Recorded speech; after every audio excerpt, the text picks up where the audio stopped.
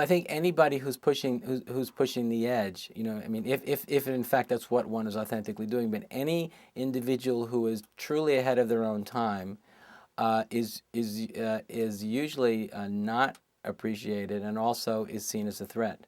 So most pioneers have had to suffer, some mortally, uh, uh, because they were ahead of their own time, and that seems to be par for the course. You know, a lot of people think it's a very romantic thing to be a pioneer, but but for those individuals who authentically are, I mean, obviously on a personal level, it would definitely be challenging. And in my case, yes, that's definitely been the case, especially because I have,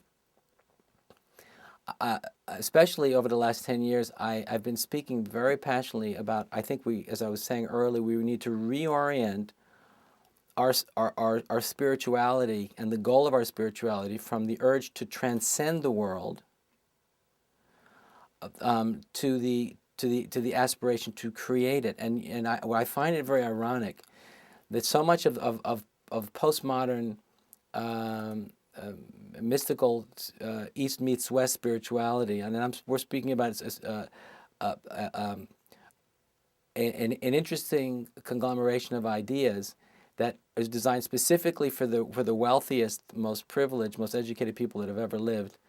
That really is about escapism. You know, because when we hear so many spiritual teachers speak to us, they're talking about the need to discover inner peace. They're promising us release and relief.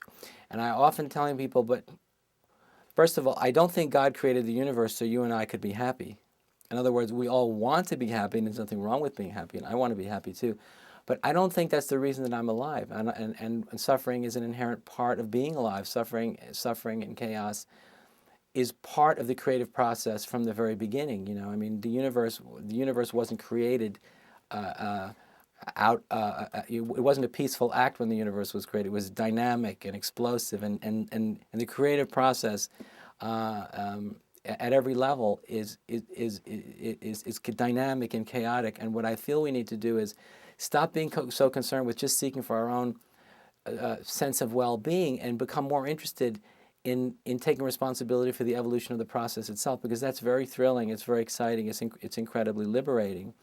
To the degree that we're able to do that, we will discover a sense of self-confidence, because we know we are really doing everything we possibly can to make the world a better place, and we're also pushing the edge. And whenever we are authentically and deeply and wholeheartedly committed to a higher purpose in a way that is, as I said, truly authentic, and we're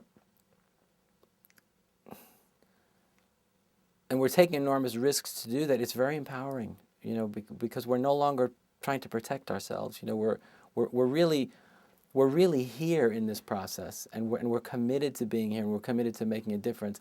That, I think, is inherently liberating.